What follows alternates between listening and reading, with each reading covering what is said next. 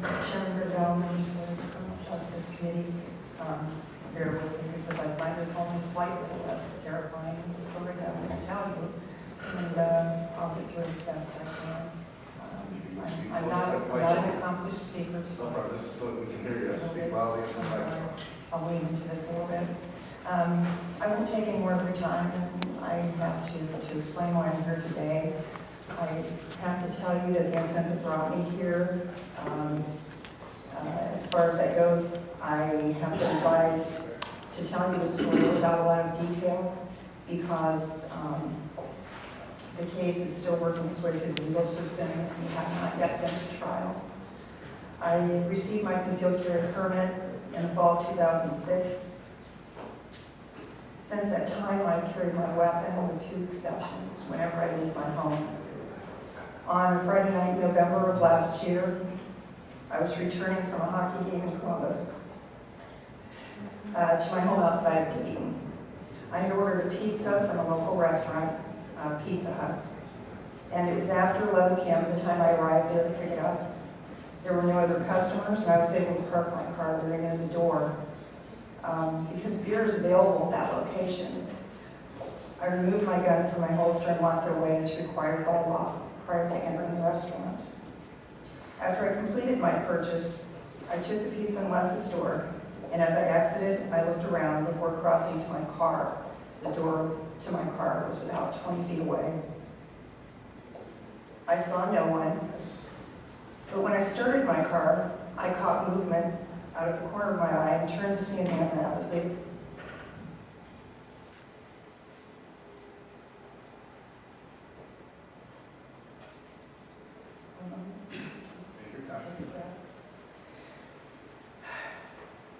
Approaching me from behind with a large knife in front of him. I realized at that point that there was no chance that I could reach the safety of my car before he reached me, so I turned to face him to put myself in a better position to defend myself from any pending attack. I remember thinking that this was what all my training had been about, and that I would be okay if I used my head and I did what I was trained to do. The reality of the situation, I still have a hard time talking about this, so bear with me, please. The reality of my situation struck me when I heard the man speak for the first time. And the first words he said to me were, "I'm going to cut you up." And I had absolutely no doubt that he meant what he said. He had gotten very close to me by then, and using my head, I moved the only thing I had, which was the pizza box, squarely between us to keep him as far away from me as possible.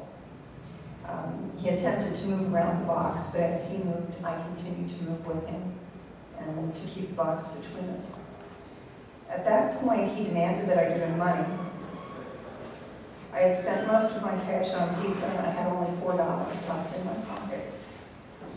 I got the money from my pocket, and when I reached into my pocket, I reached for my gun, only to find that my holster was empty. My fear had gradually escalated as things progressed, but the realization that I was totally defenseless at that moment took my breath away, and I had to struggle to maintain my focus. I told him that I had no more money, and I surrendered my wallet so he could see that I was telling the truth. I had just started to let myself believe that the ordeal was almost over when he ordered me to get in my car. He told me that I was going to drive him to the bank and I was going to visit the ATM and get money for him. That could have turned out very badly for me, by the way, because I was aware at that point that I only had about $16 in the bank. And I knew that even if I went, there was no way he was going to get any money from me that night. I was determined that I would not get in the car.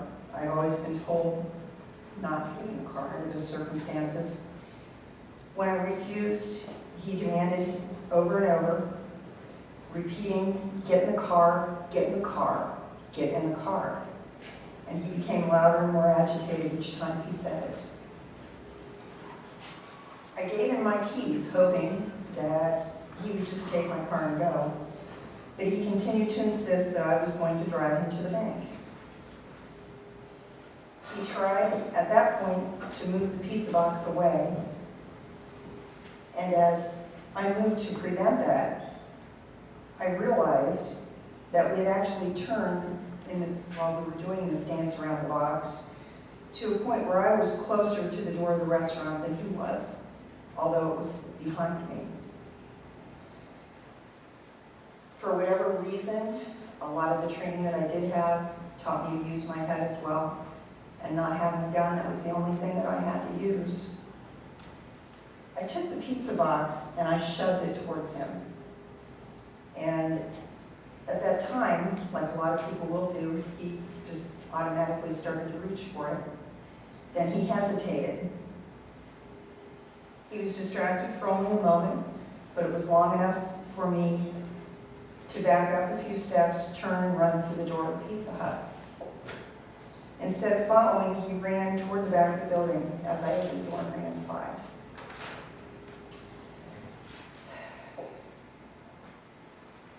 That vulnerability was created by the existing law. Because I followed the law, I was unable to defend myself at the one point in time where it may have really mattered.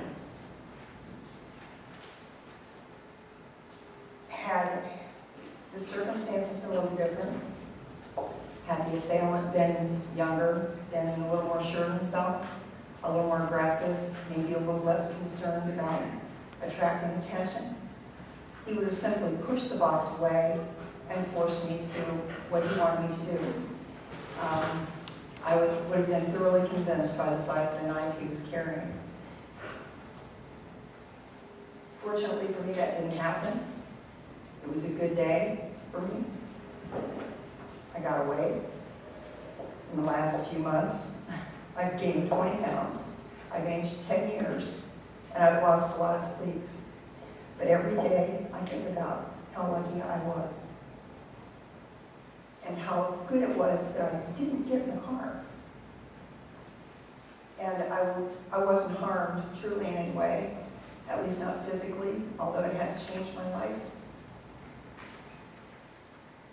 And it's put me through some very difficult times, and you can see that I have always been a very strong person, but this is something that I have a lot of difficulty with. I have a hard time just reliving it and thinking about it, because that feeling in my chest comes back. And I can express to you the fear that I felt, and a lot of people can identify with that, because you know what it's like to be afraid.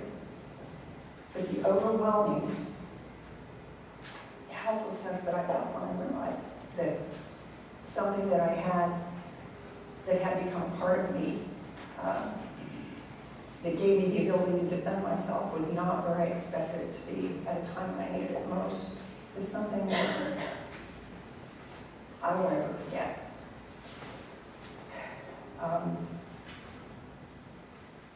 I do agree, and I think that it's by and large fact that concealed carry holders abide by the law. Most of the people that I know are diligent in following all of the things that are required of them in order to carry a weapon and to continue to have the permit that they have. Because I followed the law, at another time, or another place, or even that night, had things been a little different, or if I hadn't been thinking as clearly as I was, and things had turned out differently, I could have paid a very heavy price for doing what I'm supposed to do and what I'm mandated to do by law. And that's what motivated me when I learned a little bit about this, to contact Jeff and speak to him a little bit and see if I could find out a little more about this, because I want to do whatever I can to make the changes that we need to have made so that somebody else doesn't have to go through what I've been through and am still going through, and maybe have it turn out a lot worse than my adventure did. I appreciate your time. I thank you for listening. If you have any questions, I'd be more than happy to address them.